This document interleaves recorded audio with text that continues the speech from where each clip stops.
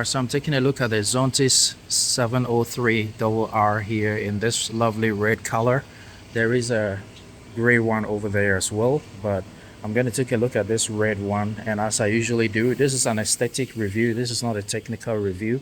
So we start up here with the windshield. It's got this race style windshield here, and then you got these rear view mirrors which can be tucked in. As you can see, it's done at the moment. And as we go down here, there's this air inlet here, I believe for aerodynamics. And I was wondering where the wind comes from, but it looks like it comes this way into this area, and then there is an opening here.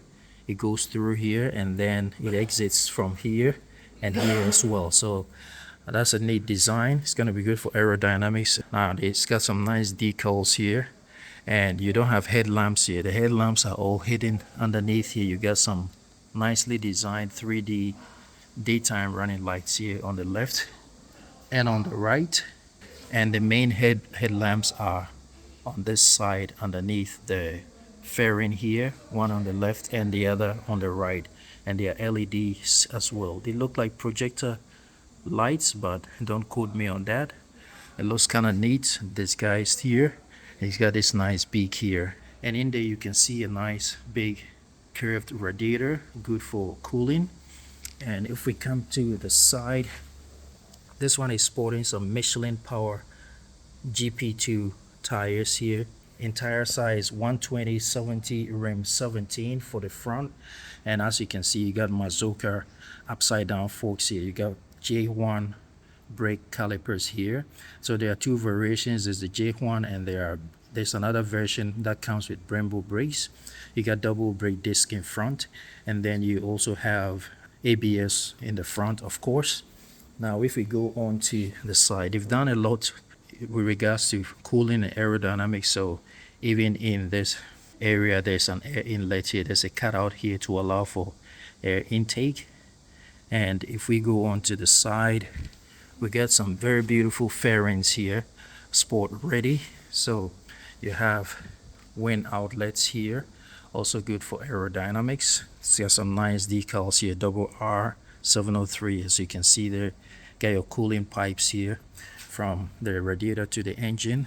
Got your engine block, and the bolts and nuts that have been used are screaming of very high quality. These are not going to rust anytime soon, and the engine itself is blacked out. It looks quite neat, and the engine design itself, all the curves kind of looks like what you find on a Yamaha bike. And then on the side here, you got their signature lighting here for the side panel. You got two-tone here. You got red, a mixture of red and black. And we go on to the gear. You got a quick shifter gear selector here, all sitting on these very solid metals here, and another solid side stand. You got a foot peg here with some nice grips, teeth here, so your feet are not going to slip. Got a nice frame here, looking very solid. I like that it's not just a flat design, but it's got all these curves and grooves, which makes it look really nice. At first glance, it looks like plastic, but it's all part of the frame of the bike. And if we go on to the side, there is this nice grippy material here that will prevent you from scratching the tank, and at the same time feel good when your thighs are against it. We have the swing arm here, and just like the Naked R, you got the chain going through the frame itself, so even when the chain breaks, it's not going to hit you, the rider. So that's a neat design, I believe. You get a nice chain here, a thick chain sitting on this very solid looking rear sprocket. You got your slider area for adjusting your chain. There's a sticker here for the measurements for adjustment of your chain. There's a rear mud guard here for the rear tire, and in there you got your suspension, and the suspension is not electronically adjusted. You need the regular tools to adjust them. The same Michelin Power GP2 tires here, gonna be very grippy, coming from Michelin. And then on the rear here, you got your rear brake lights. You got that same lip that we saw on the R. Your turn signal LEDs, rear reflector, number plate lighting. So I believe the most of the parts are very similar to the R, and the rear tire comes in size 180 55 rim 17. It's kind of dark here. There are some nice decals on the edges of the wheel, and you got Zontes there. And I like the design of the wheel itself. The spokes are quite wide out, so it's going to be very easy to clean this smooth wheel inside. You got single piston J1 rear brake caliper. You got ABS on the rear, and you got a nice brake disc as well. And you have your swing arm on the right side as well. You got a blacked out exhaust, so the same as what we had on the R. And then we got our right foot peg, your rear brake fluid reservoir. I'm not sure I like this design. It's kind of exposed, and I'm thinking with the least mistake you can snap it off. So I think they could have done better with the placement of this rear brake fluid reservoir. But if we go in there, you can see that the brake lever is adjustable as well. It's got these two bolts here, so you can, depending on how long your foot is, you can adjust it for length. And we come to the right side of the engine. It looks really nice, blacked out, solid. You got Zontes right here, and the right side of the decals is going to be basically the same as the left side. But if we go, as we go down, you can see that it's a race bike. It's kind of curved inward to allow for tilting the bike so you don't scratch it. So yeah, that's a neat design of this double R. Now let's go and continue from the top. So continuing from the top, we can see that you get a pillion seat here. This is obviously not for long distances, but a passenger can do on the rear seat for a while, for a short ride. And then you have, for aerodynamics, you have wind outlets as well. Get some nice double R embossed here on this material. It's not leather, but it's this nice grippy soft material which feels quite good, and it yields when you press it. It's a nice solid memory foam here, and get some nice stitching around, so the top part is not going to slip, but this edges are a little bit smooth, so yeah, it allows for movement of your thighs, but your bum area is going to be stuck on the seat because it's not grippy. And then we go up here, we got a fuel tank here.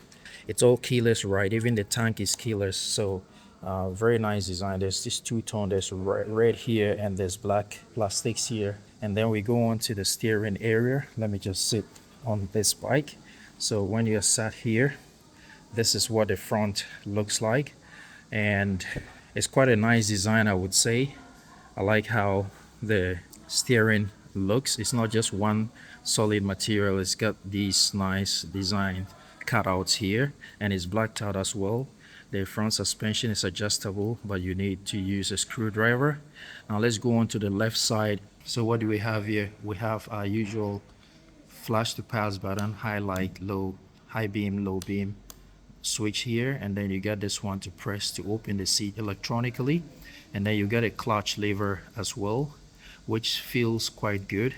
It's not too hard. It's just, I would say, just the amount of stiffness that you need, the right amount of stiffness you need for a race bike, so you can have some feedback in your handling. Got a nice grab handle here. You got cruise control here, so you can set your speed up and down, and then you got a hazard button here, dedicated hazard button, which is cool. And over here you got a joystick to control the TFT screen to navigate around. You got a horn down here, and you got your turn signal button here. It's not the most, it feels tactile, but there's no clicky sound to it, but the operation itself is quite satisfying.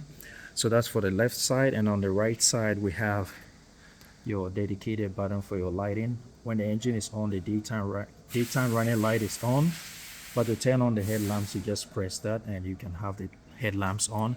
You got your ignition button here, you got a mode button here, you got your throttle here, which is ride by wire.